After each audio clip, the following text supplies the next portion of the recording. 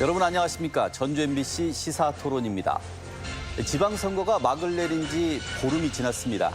하지만 전주 중화산동 개표소의 교육감 투표 누락 사태와 서울 투표소의 투표용지 부족 사태 등 현장에 선거관리 부실이 잇따라 드러나며 논란이 이어지고 있습니다.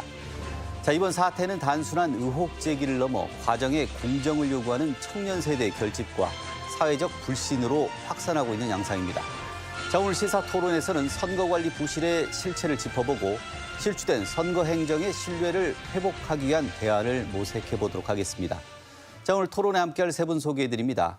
이상민 익산 참여연대 사무처장, 홍민호 변호사, 그리고 전주 MBC 정자영 기자 나와 있습니다. 자, 반갑습니다. 네, 안녕하세요. 네, 안녕하세요.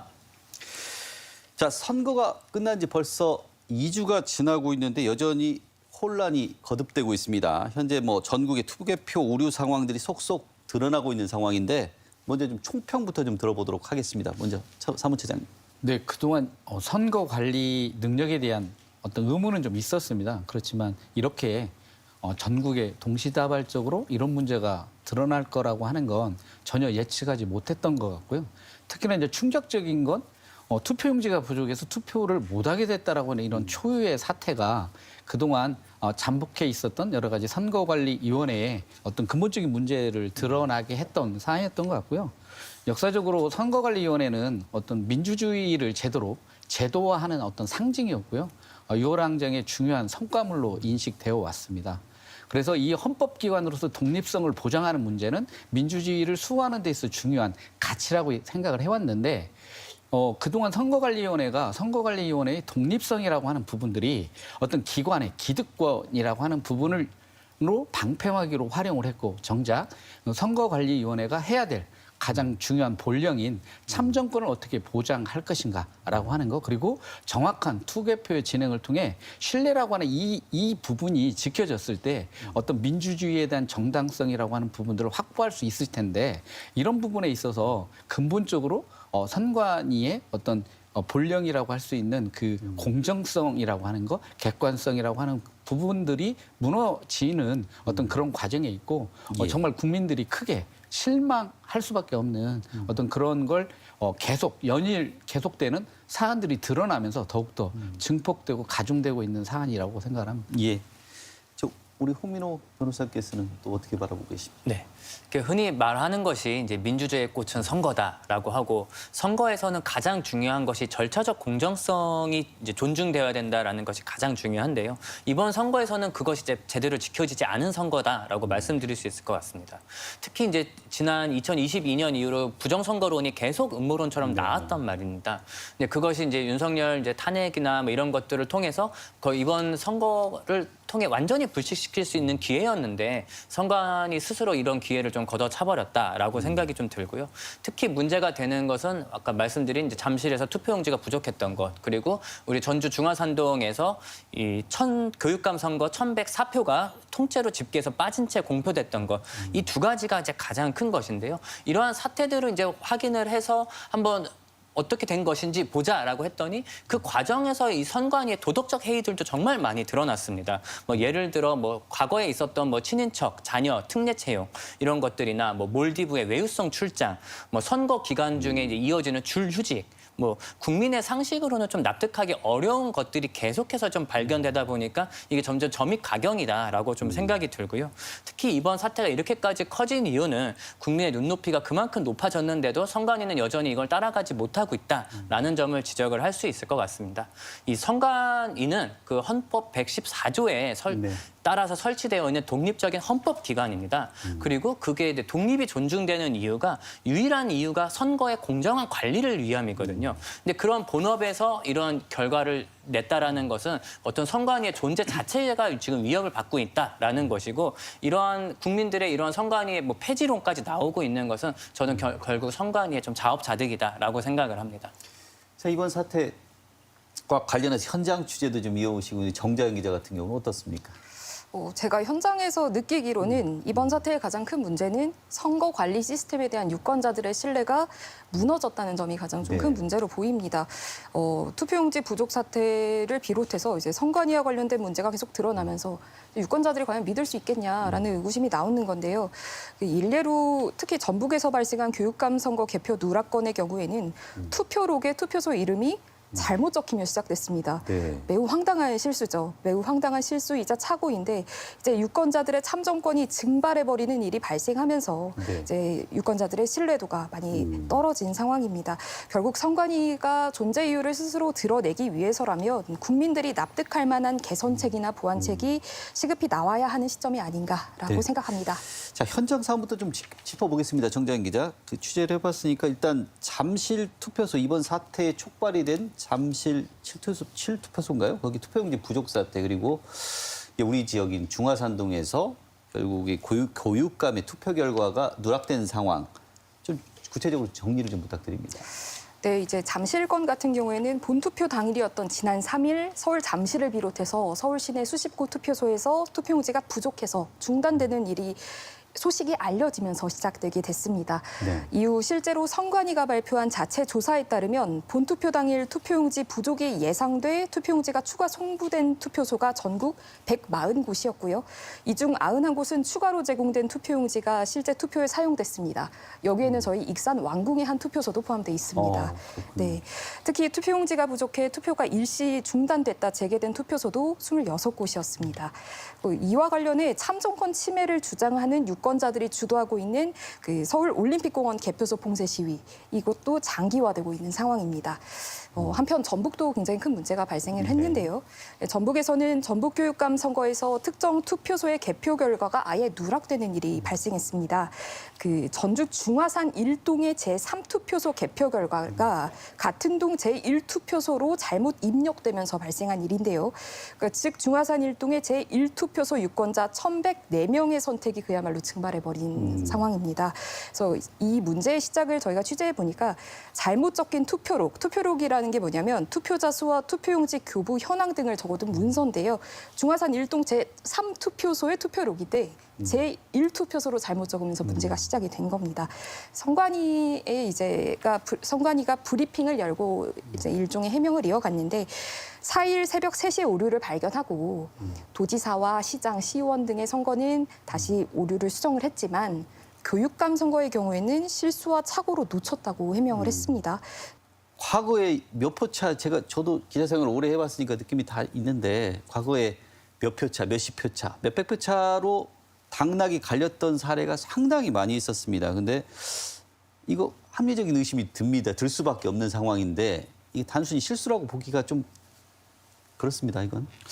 그러니까 저희가 통상적으로 실수라고 인식을 하는 건 이제 뭐 100가지의 상황이 있다라고 한다면 그중에 뭐 한두 건이 발생을 한다. 그러면 이제 그 개인의 실수적 측면들이 일정 정도 보는 거죠. 이제 그럼에도 불구하고 어떤 사무의 어떤 정확성이 더 요구되는 선거 관리 같은 경우에는 그 한두 건도 예방하기 위한 어떤 검증이라고 하는 그 시스템을 또 자체 내적으로 가져야 되는데 지금 이번에 뭐 드러난 사안들을 보면 어떤 개인의 실수라고 보기 어려운, 그러니까 구조적인 한계를 노정을 하고 있다라고 보고요. 그럼 이런 구조적 한계는 왜 발생을 했느냐라고 하면 선거관리위원회의 어떤 그 임원들뿐만 아니라 직원들까지도 어떤 선거관리 업무의 중요성에 대한 인식이나 어떤 사명의식이라고 하는 부분들을 좀 찾기 어렵다는 거잖아요. 이번에 예. 뭐 성과급을 다 지급했다든지 이렇게 문제가 있는데, 그리고 큰 선거가 있으면 휴직이 늘어난다든지 이 부분은 그 조직이 가져야 될 근본적인 역할을 중심으로 해서 조직 구성원들의 어떤 의사소통을 통해서 역할을 어떻게 제대로 수행해낼 것이냐라고 하는 그런 내부적인 그런 어떤 교육과 이런 과정들을 통해서 그걸 높여내야 되는 거거든요. 근데 그런 부분들이 제대로 이루어지지 않기 때문에 처음에는 눈치를 봤겠죠. 선거 시기에 휴직을 하는 게. 하지만 나중에는 눈치를 보지 않아도 될 만큼의 조직적인 어떤 그 도덕적 해이라고 하는 것들이 그 조직의 전반에 깔려 있었다라고 하는 부분들이 어떤 이번 사안을 통해서 속속들이 드러나는 것 같습니다. 그래서 아마 수사가 되면 그 조직이 내부적으로 얼마만큼 스스로의 자정 능력이나 이런 것들이 상실됐는가가 드러날 것 같고요. 앞에서 말씀 주신 대로 그러면 이번에 이랬는데 그럼 앞에는 잘한 거야? 제대로 됐을까? 우리가 대표라고 믿었던 사람들이 정확히 우리의 투표에 의해서 대표로 선정이 됐느냐라고 하는 문제가 있습니다. 자, 이제 이런 부분들은 물론 이제 저도 몇 년 전에 한 표 차이로 시의원이 당락이 결정된 적이 있습니다. 네. 그때 이제 다시 이제 재검표를 요구를 해서 원래 한 표를 졌던 분이 두 표를 이겨서 당선이 되는 경우도 있었습니다. 이제 그런 정말 미세한 문제들은 그 안에서 다시 재검표를 요구한다든 이런 과정들이 작동을 하겠지만 규모가 조금만 커지면 이제 시의원 선거랄지 지방의원 선거는 규모가 적으니까 바로 그게 작동이 되지만 이번에 교육감 선거에서 이제 드러난 그쪽만 그런 문제가 있었느냐. 만약에 다른 곳에서도 그런 문제가 있었다라고 한다면 이건 사실 이제 그 뭐랄까요? 그 출마자나 또 그쪽에서 통제할 수 없는 상황이다. 그렇기 때문에 당연히 이번에 이제 이런 사안들이 그 전에 있었던 게 정확했냐라고 하는 것을 의심하는 건 너무나 합리적 의심인데 그래서 구조적인 문제라고 저희는 이제 바라봐야 될 것 같고 그 구조적인 문제라고 하는 게 전제되는 관점 속에서 앞으로의 어떤 수사나 또는 여기에 대한 해결 대안들을 만들어가는 게 좀 필요하지 않겠냐. 내가 투표한 소중한 한 표가 사라지거나 이 투표용지 자체가 부족해서 투표를 못하는 상황들. 이게 보면 헌법적 가치에 대한 중대한 침해 사안일 수밖에 없는데 자 이번 중화산동이나 잠실 사태가 향후 이제 선거 무효 소송 그다음에 당선 효력 이런 것과 관련해서 가처분이나 여러 가지 소송이 발생할 수 있는데 어떤 영향을 미칠 수가 있을까요? 뭐 결론적으로 말씀드리면 이번 사태로 인해서 선거가 무효가 될 가능성 자체는 저는 좀 낮다라고 생각을 합니다. 그 이유가 이제 공직선거법에서는 결과 영향 요건이라는 것이 있습니다. 그래서 선거에 관해서 규정을 위반한 사실이 있더라도 그 위반 건 때문에 결과에 영향을 미쳤을 때만 선거를 재투표할 수 있다 이렇게 되어 있기 때문에 이제 그 결과 영향 요건에 해당하지 않는다면 이걸 되게 엄격하게 해석을 좀 할 수가 있거든요. 그래서 예를 들어 이제 중화산동 이제 교육감 선거 같은 경우는 이제 수정된 득표수를 보더라도 그 좁혀지는 표 차이수가 19표거든요. 네. 그렇다면 당선인이 바뀌지는 않습니다. 뭐 잠실 사태의 경우도 뭐 유권자 전원이 특정 후보에게 투표를 했다라면은 바뀔 수도 있는데 그런 유권자 전원이 특정 후보에게 투표를 했었을까에 대해서 입증을 하기가 어렵기 때문에 이 경우에도 당락이 바뀌지는 않는다라고 저는 생각을 합니다. 이제 다만 이제 결과에 영향을 미치지 않는다라는 선관위의 주장. 이것을 이제 우리 국민들이 지금 이걸 그대로 믿을 수 있을까라는 문제가 있습니다. 선관위의 신뢰가 이미 지금 바닥이 되었는데 그 스스로 선관위의 신뢰를 낮춘 선관위가 우리가 큰 결과엔 영향이 없어라는 거 하는 말을 신뢰하라고 말을 하기가 민망하다라는 것이죠. 또 더 중요한 것은 이게 결국에는 당선된 분들도 앞으로 이제 뭐 시에서, 도에서, 의회에서, 또 교육감에서 또 이렇게 하나의 자신들의 직의 업무의 역할을 수행을 해야 되는데 당선자 승자에게도 이게 독이 됩니다. 분명히 정당하게 선거를 통해서 이겼음에도 불구하고 유권자로부터 온전하게 인정을 받지 못하고 상대 후보가 불복하거나 저항할 수 있는 비밀을 갖게 됩니다. 그래서 이제 민주주의에서 이 정당성은 결국 결과만이 아니라 과정에서 나오는 것이 매우 크기 때문에 결과에 영향이 없으니 괜찮다라는 이 선관위의 말은 이제 승자에게도 패자에게 도 절대로 받아들이기 좀 어려운 말이라고 생각을 합니다. 특히 또 선관위에 대해서 좀 잘못을 하나 더 지적하면은 증거 문제도 좀 심각을 한데요.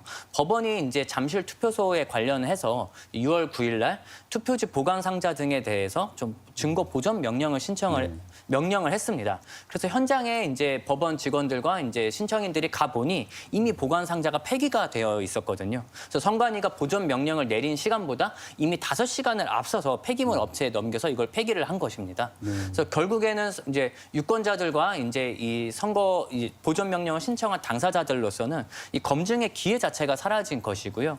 그래서 결국 선거 자료 보존 의무를 이 선관위에 항의를 했더니 우리는 그런 의무 자체가 없다. 그런 것들이 법에 나와 있지도 않다라고 이제 어떻게 보면은 면피적인 변명을 좀 했거든요. 결국 이런 법에 있는 현재 공백 이런 것들부터 빨리 메워야 될 것으로 보입니다. 자, 우리 정장 기자, 우리 잠실 지금 시위대가 아직까지 지금 유지가 되고 있는데 이를 두고 여러 가지 얘기가 많이 나오고 있습니다. 분명히 선관위의 관리 부실에서 시작된 부분이지만 이것과 관련 부정선거론하고 연결이 되고 있는 부분도 있습니다. 자, 이 근거 없는 음모론적 시각도 있고 또 그다음에 실제 이제 저희들이 취재를 통해서 뭐 확인됐던 명백한 구조적 결함, 선거 관리에 대한 구조적 결함도 있을 수 있는데 자, 이런 것들을 좀 어떻게 좀 구분을 좀 해야 될까요, 좀? 선관위는 당시 이제 실수이자 착오였다라는 취지로 주장을 했는데 현장에서 저희가 취재를 했을 때는 그 지자체 공무원들이 개표 전반을 맡다 보니까 그간의 그 지자체 공무원들에게 개표 전반을 의존해왔던 그간의 시스템에 더해 선관위의 허술한 관리가 이제 맞물리면서 터져나온 문제, 구조적 문제에 가깝다라고 판단이 들었습니다. 우선 그 문제의 시작이었던 투표록 오기를 비롯해 개표 오류 등 개표 과정 전반에 참여한 선거 사무원들 상당수는 지자체 공무원들입니다. 물론 개표 업무 투입 전 관련 교육이나 업무 안내를 받긴 하겠지만 선거 때가 아니면 평소에는 선거 업무를 보지 않는 단순한 지자체 공무원들이라는 거죠. 그 결과 중화산동 건의 경우에는 4일 새벽 3시에 문제를 파악해 수정에 나섰다고 했지만 교육감 선거 같은 경우에는 수정조차 누락되는 좀 황당한 일이 있었습니다. 각 투표소 투표 인원수만 비교해도 짚어낼 수 있는 문제였는데 선관위 직원들이 현장에 있었음에도 고쳐지지 않았다는 점에서는 관리 체계가 제대로 작동하고 있었냐는 그런 의문이 제기됩니다. 결국 문제를 짚어내고 즉각적으로 수정을 지시하고 검토해야 할 선관위가 제 역할을 하지 못했다는 점에 따라 관리 부실의 책임에서는 자유롭지 못한 상황이다라고 판단이 됩니다. 예. 자, 이게 또 법적으로 볼 때도 좀 여러 가지 좀 문제점이 있습니다. 뭐 대통령도 그 초기에 이제 잠실 시위대 건이 터졌을 때 그런 얘기를 했죠. 조금 다르게 볼 부분이 있다. 음모론적인 부정 시각으로도 볼 수도 있지만 정당한 주권자들의 권리를 주장하는 부분도 충분히 있다라고 지금 얘기를 했었고요. 사실 이제 이후에는 또 선거 자체를 부정하는 그 이제 위험한 진영 논리로 좀 번지고 있기는 하는데. 자, 이것들을 가르는 경계선 법적으로 어떤 부분들을 좀 짚어주실 수 있겠습니까? 네, 결국 이제 이 건을 이제 부실 선거로 보느냐 아니면 부정 선거로 보느냐라는 이제 시각의 차이가 이제 가장 클 것이라고 생각이 듭니다. 일단 부실 선거라는 관점에서 본다면 이 선관위의 관리 부실과 도덕적 해이 그리고 이제 감독 기관의 부재 이렇게 우리가 드러난 것들에 대해서는 총체적 난국이 있기 때문에 이거를 개선시키는 관점에 대해서 해결을 해야 된다라고 봅니다. 또 유권자나 이제 후보자가 공직선거법에 따라서 뭐 선거 소청을 제기한다던가 뭐 부실 선거가 발생한 사실관계를 특정을 해서 책임자를 문책하고 뭐 개선책을 요구하고 법을 개정해 나가고 이러한 이런 법 안의 테두리에서 발생하는 어떤 유권자로서 정당한 권리를 요구하는 것들은 너무 당연한 것이고 존중받아야 된다고 생각을 하고요. 다만 이번 선거를 부정선거로 이제 규정을 하고 뭐 개표기가 조작이 되었다거나 뭐 선관위가 특정 정당과 뭐 공모했다거나 뭐 북한과 내통을 하고 있다 이런 주장들도 있거든요. 그래서 이러한 주장에 대해서는 좀 단호히 선을 그어야 된다라고 생각을 합니다. 하지만 이 경계선을 좀 구분하기가 좀 매우 어려워진 지점이 있는 것이 이번 사태가 그 부정선거라고 의심을 할 만한 여러 가지 정황들이 좀 드러난 것은 사실입니다. 그러다 보니까는 지금까지는 야 부정선거를 입증을 해보세요라고 이렇게 되어 있었는데 이제는 선관위가 부정선거가 아니라는 것을 입증을 해야 될 지경까지 좀 이르렀거든요. 그래서 이렇게 입증 책임이 전환되는 바람에 이제 더욱 이제 문제가 커진 것이고 여기에 대해서 이제 선관위가 적극적으로 해명을 해야 되는데 아직까지 그렇게 할 만한 자정작용도 지금 보여지지 않고 자경작용이 일어난다 할지라도 거기에 대한 신뢰성이 지금 떨어져 있고 또 정부가 또 적극적으로 개입을 하기에는 이 선관위가 헌법적 독립기관이라는 것 때문에 어떤 적극적으로 개입을 하기가 좀 어려운 문제점이 있어서 이게 결국에는 좀 뭐 국정조사나 특검 이런 식으로 좀 해결이 되어야 되지 않을까 싶습니다. 예. 부실선거와 부정선거 논란이지 않습니까? 시민단체 입장에서는 어떤 식으로 바라보고 계십니까? 이제 사실은 이게 그 정치적인 진영화가 되면서 이제 어느 순간 부정선거에 대한 논란이 계속 되어 왔습니다. 그런 부분에 있어서 대다수의 국민이나 이쪽에서는 이제 부정선거라고 하는 그 부분에 대해서 동의하지 않았는데 이번에 이제 선관위가 총체적인 부실이 드러나면서 어떤 부정선거론자들에게 그분들에게 어쨌든 근거, 빌미를 좀 제공한 측면들이 있다라고 하는 측면에서 상당히 좀 안타까운 상황인 거죠. 그래서 이제 더더욱 이번에 어떤 조사나 이 과정, 특검의 과정을 통해서 그동안의 어떤 부정선거 음모론이랄지 이런 부분들을도 명확히 좀 선을 갈라낼 수 있을 정도의 어떤 강도 높은 과정들이 좀 필요하다. 이렇게 봐야 될 것 같고요. 이 부분은 사실 이제 지금은 어떤 논의를 통해서 어떤 합의점을 찾기는 어렵고요. 최소한 어떤 수사, 그리고 뭐 국정조사나 특검을 통해서 어떤 객관화된 진실이라고 하는 부분들을 전제해서 네. 그러한 문제들을 이제 사회적으로 합의해 가는 과정이 될 수밖에 없을 것 같습니다. 자, 이번 사태를 좀 지켜보다 보면 특히 2030 세대가 특히 민감하게 반응을 하고 있습니다. 대부분 잠실 시위대들도 초기에 이제 주장했던 것들이 과정의 공정, 주권의 가치 이런 부분에 대해서 상당히 이제 크게 이야기를 하고 있는데 저희도 뭐 요즘 뭐 식사 자리나 이런 데서 사실 얘기를 하다 보면 세대적인 갈등이나 이런 얘기도 많이 나오고 젊은 층들이 어떤 호소하는 얘기들을 보면 현재 좀 우리가 생각하지 못한 다른 얘기도 좀 있는 것 같습니다. 자, 우리 홍민호 변호사하고 이상민 사무처님 두 분께 좀 얘기를 한번 드려보겠습니다. 2030 세대 이분들이 지금 이 잠실 시위대를 빌어서 사회에 얘기하고자 하는 그 기저에 깔린 심리, 그 어떤 걸 얘기하고자 하는지 먼저 좀 얘기를 들어보도록 하겠습니다. 일단 제가 생각하는 이제 MZ 세대의 이제 특징은 이제 절차와 이제 공정에 굉장히 좀 민감을 합니다. 실례로 뭐 교수 시절 이제 정말 인기가 많았던 이제 조국 전 대표 같은 경우도 지금 만기 출소를 하고 난 이후에도 지금 아직 젊은 세대들한테 전혀 용서를 받지 못하고 있거든요. 이제 그렇게 된 이유가 이제 누구보다 이제 평등을 외치고 뭐 절차적 공정성이나 이제 젊은 세대들을 위했다라고 생각을 했는데 이제 알고 보니 뭐 그런 자식 문제나 이런 부분에 대해서 이제 다른 뭐 기성 정치인이나 보수 진영과 똑같구나, 다를 바가 없다. 여기에 대한 실망들이 좀 많이 있었고 그 이후로 이 젊은 세대들은 기성 세대들에게 많이 우리가 억압되어 있고 좀 속고 있다. 이런 식의 어떻게 보면 불만들 내지는 오해들이 좀 많이 쌓여 있거든요. 이제 결국 MZ 세대들은 이 룰을 어기는 사람에 대해서 절대로 용납을 하지 못한다라고 생각을 한다라는 것인데, 근데 이제 선거 관리를 라는 어떤 민주주의의 꽃이라는 선관위 업무상 부실이 드러났습니다. 결국 이건 룰을 어겼다라고 볼 수가 있고요. 실제로 투표를 하지 못한 유권자도 이렇게 나왔었고 그런 것들이 이제 명백하게 됐음에도 거기에 대해서 자신들이 이제 선관위가 책임을 인정하지 않고 그걸 회피하는 모습 그런 것들을 보았을 때 선관위 그 20, 30대 이제 세대들은 어떤 그 선관위를 통해서 기성세대의 하나의 그런 부정적인 단면을 좀 보았다. 그리고 거기에 대한 불만이 여기서 터져 나온 것이다라고 좀 생각을 합니다. 또 실제로 법적인 관점에서도 우리 헌법 제24조가 참정권을 규정을 하고 있습니다. 모든 국민이 이제 법률에 의하여 선거권이 보장이 되어 있는 것이고요. 단순히 이것이 투표소에 갈 권리만을 보장을 하는 것이 아니라 내가 던진 표가 정확하게 집계될 권리까지도 같이 보장을 하고 있거든요. 그 권리적인 절차가 나의 이제 권리가 침해되었다라는 것이 이제 청년들을 움직이는 핵심 동력이라고 생각을 하고요. 우리 기성세대들이 사실 여기에 대해서는 이 청년들의 어떤 좀 진영 논리에 휘둘리고 있다. 라고 생각을 좀 하시는 분들이 많은데 이런 것들을 좀 일부 사람들의 좀 모임이다라고 치부하지를 말고 좀 청년들이 던지는 목소리에 대해서 우리 사회가 좀 진지하게 받아들일 필요가 있다라고 생각합니다. 예, 기성세대로 네. 이제 포함이 됩니다. 뭐 시민단체이자 기성세대 아버지의 있던 입장일 건데 지금 어떻게 바라보고 계십니까? 사실 이 주제는 우리 사회가 풀어야 될 중요한 주제고 앞으로 많은 논의가 필요한 것 같습니다. 그래서 이제 지금 이야기하는 건 서로의 인식의 출발에 대한 부정들이 있는 것 같아요.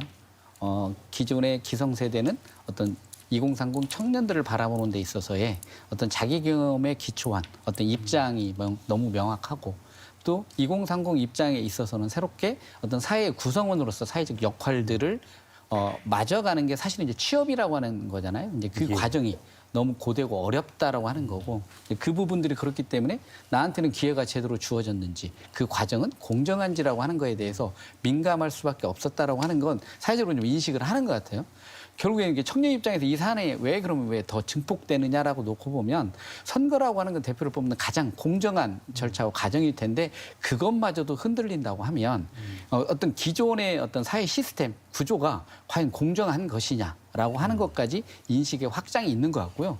그 저변에는 그동안도 우리 2030에게는 어떤 불리했던 사회적인 환경, 어떤 제도, 시스템이었다라고 하는 인식이 있는데 그 부분이 여기와 결합되다 보니까 이 기존에 우리 사회가 가지고 있는 어떤 질서, 시스템 이 부분은 어떤 2030을 위한 시스템이라기보다는 기존의 어떤 기득권이라고 할 수 있는 기성세대 중심의 어떤 이런 시스템이기 때문에 이 부분에 대한 변화가 없다면 우리에게 과연 기회가 있겠느냐라고 하는 것까지 어떤 인식이 좀 넘어가고 있는 게 이번 어떤 선거관리위원회의 부실 어떤 그 투표 관리 문제와 결합이 되면서 좀 더 증폭되고 있다는 생각이 들고요. 예. 뭐 다 인식을 하겠지만 지금 사회 전반적으로 많이 깔려 있다. 이게 이제 어떤 표출의 지점을 이것으로 잡았을 뿐이다라고 봐야 될 것 같습니다. 우리 정재현 기자도 뭐 취재하거나 본인 사실 나이도 좀 젊은 층으로 들어가야지 맞지 않겠습니까? 현장에서 만나는 그 대학생들이나 아니면 뭐 직장인들, 청년들 많이 만나봤을 건데 자, 이분들은 좀 확실히 기성세대하고 좀 다른 목소리를 내고 있는 건 맞는 것 같아요, 요즘.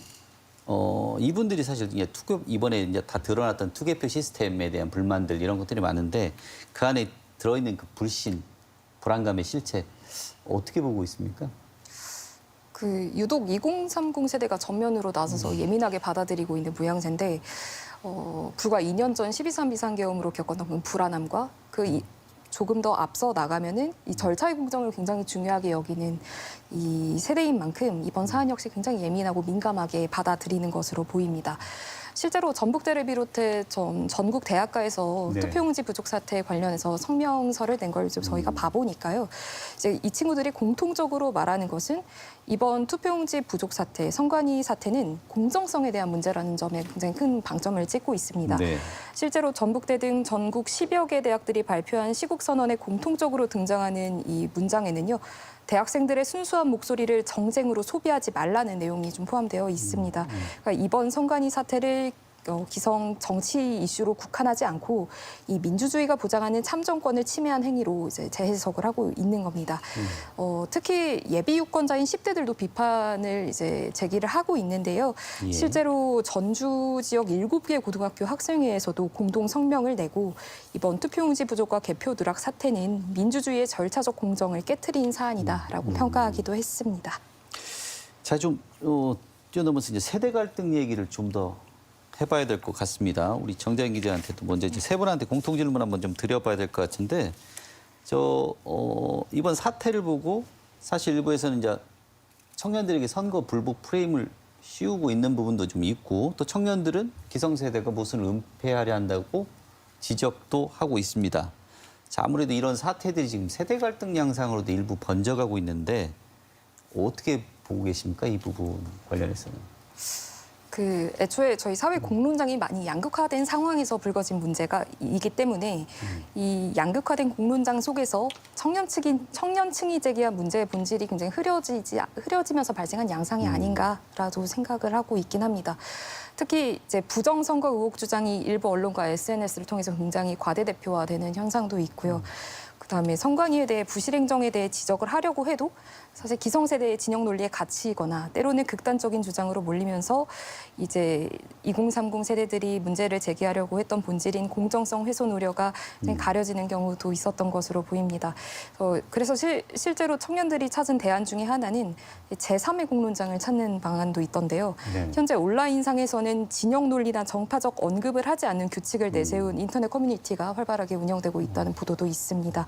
그만큼 2030 세대들이 나름의 아젠다 세팅을 지키려고 하는 그런 행동에 나선 거 아닌가라고 생각도 하고 있습니다. 건강한 방식으로 좀 소화를 잘 해냈으면 좋겠습니다. 우리 이상민 차장님께서는 세대 갈등 양상 어떻게 보고 계십니까? 세대가 갈등할 사안은 아닌데 갈등을 예. 하고 있다. 그러니까 이제 민주주의라고 하는 기본 가치를 어떻게 지켜나가기 위해서 이 부분이 해결이 돼야 한다라고 하는 공동의 출발점은 있는데 이제 바라보는 시각이 다르다는 거잖아요. 그러면 이제 이 안에 기저에 깔려 있는 바탕에 깔려 있는 다른 어떤 사회를 바라보는 인식의 차이라고 하는 보다 이제 근본적인 문제가 있다 이런 거고 저는 이제 사회적으로 놓고 보면 우리 사회가 이렇게 해결할 때 여러 가지 큰 의제들이 있는데 이런 부분들을 사실은 제대로 국민적 어떤 타협 합의라고 하는 걸 이끌어내본 경험이 없습니다. 그러니까 이게 왜냐하면 정치권에서 정치적 이해관계를 중심으로 해서 소비를 해버렸기 때문에 그렇거든요. 그렇다고 한다면 이번에 지금 선관위의 문제, 선거 관리, 과실의 문제에 대해서도 과연 정치권의 태도가 어떠냐라고 하는 거죠. 이제 집권당은 우리의 책임이 아니다라고 하는 측면의 스탠스를 좀 갖고 있고 국민의힘은 이 부분이 어떤 음모론적인 그런 측면들의 근거라고 하는 이런 게 좀 바탕에 깔려 있으면서 오히려 공세적인 측면에서 이 사안을 접근하고 있다. 그래서 이게 이제 세대의 갈등이 아닌 어떤 그 사회적 의제에 대한 어떤 국민적 합의라고 하는 그 통로로 가기 위해서는 가장 크게 어떤 정치권이 이 문제를 바라보는 인식의 전환과 변화가 필요하다는 생각이 들고요. 근데 이제 이 문제를 포함해서 사실은 우리가 가지고 있는 헌법이라고 하는 최고의 어떤 기준이 이제 40년이 되어 버렸거든요. 예. 아직도 이제 그 문제를 어떤 시대의 변화라고 하는 부분들을 담아내는 형태로 우리가 개헌을 하고 있지 못하다. 근데 이제 개헌도 들여다보면 정치권의 정치적 이해관계를 중심으로 해서 과연 개헌이 될 수 있겠냐라고 하는 문제까지 좀 나가 있는 것 같습니다. 그래서 많은 전문가나 이런 부분들이 진단은 여러 가지 하고 있습니다. 저희도 그럴 거라고 생각을 하는데 그럼에도 불구하고 이 문제를 풀어가기 위해서 청년들과 어떻게 만나고 어떤 대화가 정말 그런 소통이 가능한지에 대해서는 우리 사회가 경험하지 못했기 때문에 많이 지금 뭐 어려워하고 힘들어하고 있는 과정인 것 같아서 이걸 좀 찾아가는 과정이 필요할 것 같습니다. 그래서 대안보다는 아무튼 좀 과제가 더 크게 좀 쌓여 있는 상황인 것 같습니다. 홍 변호사님도 네. 의견. 우리 세대를 항상 바꿔왔던 건 저는 청년 세대들이라고 생각을 하거든요. 우리 사회를 바꿔왔던 것들은 뭐 멀게는 뭐 4.19, 뭐 5.18 이런 거에서 항상 우리 청년들이 탄 동력이 되어 있었고 또 가깝게는 뭐 12.3 계엄 때도 광화문으로 청년들이 나갔고 그것들이 또 우리 사회를 많이 바꿨다고 생각을 하는데 그럼 지금 잠실에 나가 있는 청년들이 과연 그때 청년들과 다르냐라고 생각하고 그 사람들에 대해서는 비판을 하는 것은 저는 옳지 못하다. 다른 프레임을 씌우지 말고 같은 청년들이라는 것을 생각을 좀 해줬으면 좋겠다라고 생각을 하고요. 이 청년들을 설득시킬 수 있으려면 먼저 기성세대가 자신들의 좀 기득권을 내려놓을 준비가 되었을 때 진정한 대화가 될 수 있다라고 보여집니다. 또 특히 이제 선거 불복에 관해서 이제 청년들이 또 얘기를 하고 있는데 제가 이제 봤었을 때는 이미 내려진 결론을 완전히 부정을 하겠다라는 의미는 저는 아니라고 생각을 합니다. 다만 과정에 문제가 있었으니 그것을 어떤 문제가 생겼던 것이고 과연 그것이 이제 뒤집어질 만한 것인지 한번 정확하게 좀 밝혀서 조사를 해달라. 그리고 그 과정과 결과를 투명하게 공개를 해달라라는 것이고요. 그 부분은 분명히 우리 민주주의가 작동을 하기 위해서 반드시 받아들여야 될 요구다라고 생각을 합니다. 그래서 결국 이제 제가 걱정을 하는 것은 다 비슷한 얘기인 것 같긴 하지만 세대 갈등 자체보다는 이 갈등이 결국 선관위의 제도 개혁이라는 동력을 약화시키는 좀 우려를 낳지 않을까라는 거에 대한 걱정이거든요.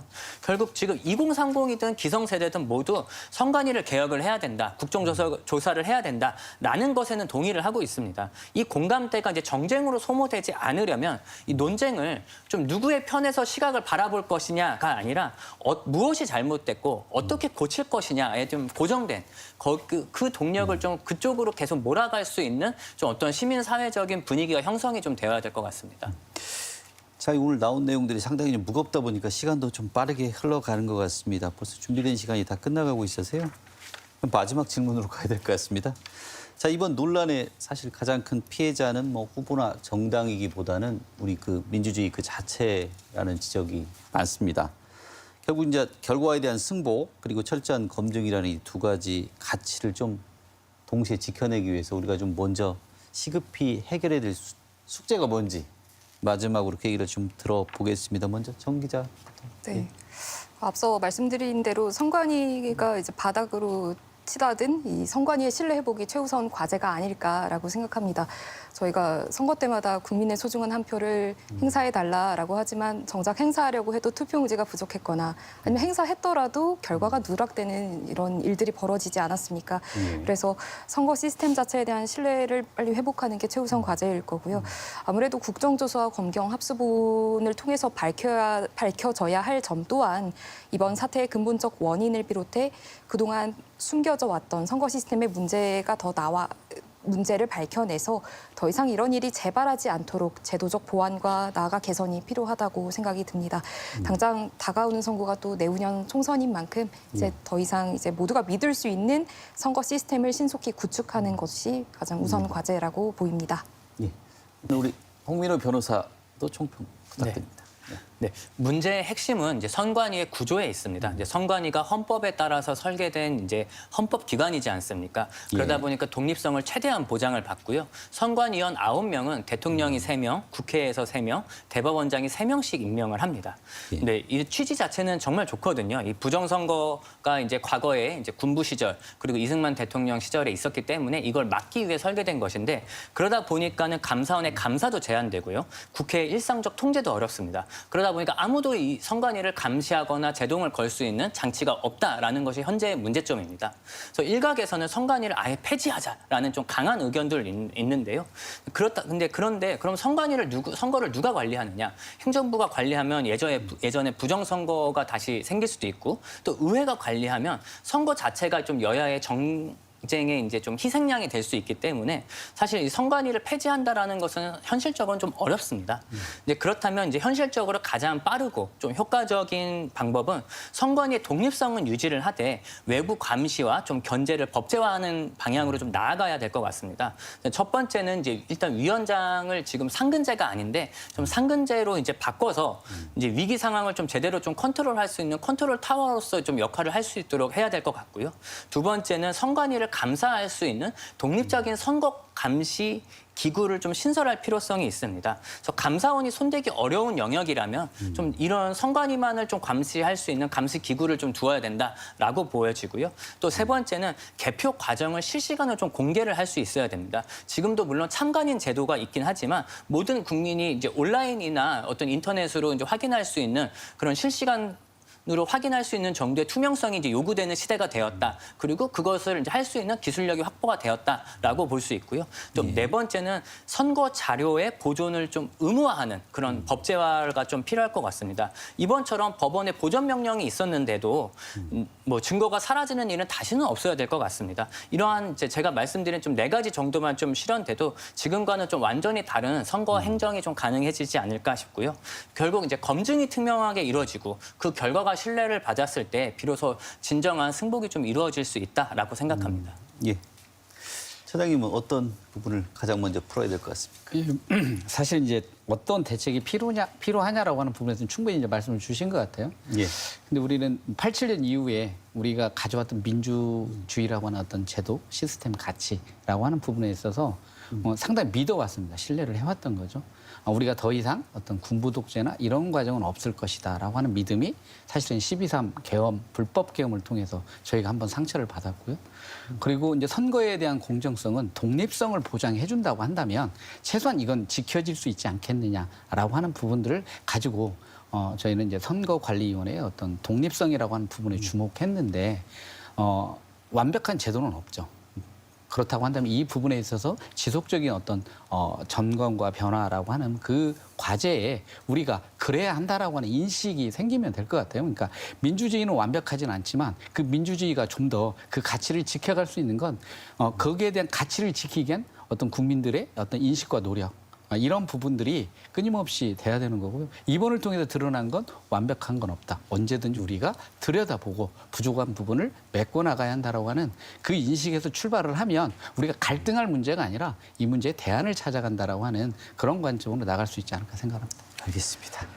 저 오늘 어려운 주제임에도 불구하고 의미 있는 말씀 다양한 의견 주셔서 감사합니다. 자, 감사합니다. 내가 던진 한 표가 누수 없이 제대로 반영될 것이라는 믿음이 무너지는 순간 민주주의도 함께 흔들립니다. 자, 오늘 짚어본 투개표 부실 사태는 단순한 실수가 아니라 민주주의의 신뢰가 걸린 중대한 위기입니다.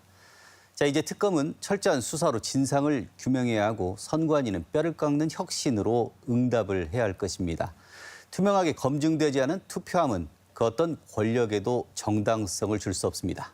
자, 시사토론 여기서 마치겠습니다. 이어서 뉴스 토파보기 이어집니다.